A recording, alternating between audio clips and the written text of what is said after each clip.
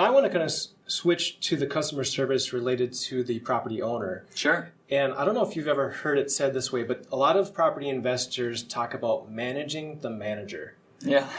So, how do you see yourself as kind of a part of their team and your role in their investment business? Yeah, that's a really good way to put it, managing the manager. I've noticed, so again, even from the owner standpoint, there's a lot of different owners. We work with quite a few out-of-state investors, California, Tennessee, Texas, DC, like just pretty much coast to coast.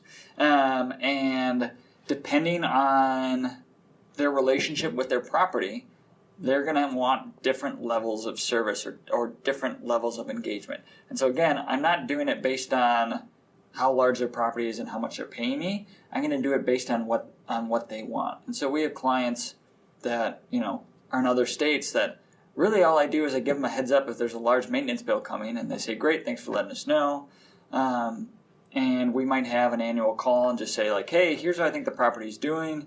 If I could recommend any improvements, this is what I would do. I've already scoped out a cost. Here's what I'd like to do next summer.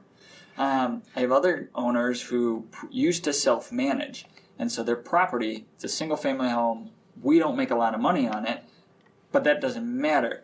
This property was their baby and still is their baby, and so sometimes they're like, oh, I actually called one of my old contractors, and they're going to be heading out to the property to fix it. And I'm like, okay, thanks for letting me know. I'll communicate with them to make sure that it's a good experience for the tenants. And so sometimes when self-managers give up managing the property, there's just more hand-holding because you have to build that trust over time. And so people that have really involved owners or property managers that have really involved owners probably are not doing a good job building that trust or doing proactive communication like I talked about. And so that's kind of how I view the relationship, the relationship between the manager and the owner. Yeah.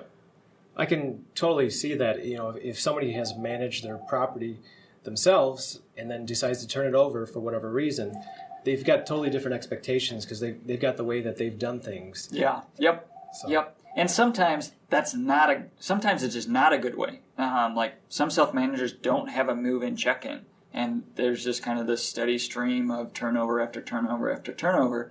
And then all of a sudden you have a basement full of stuff that is from 5 tenants ago, but nobody said anything.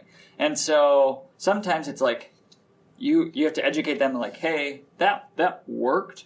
We do it differently, and here's why. And almost like enlighten them to like, this is the standard. This is why you're paying for a property manager, so these issues don't come up. Yep. Want to hear more on this topic?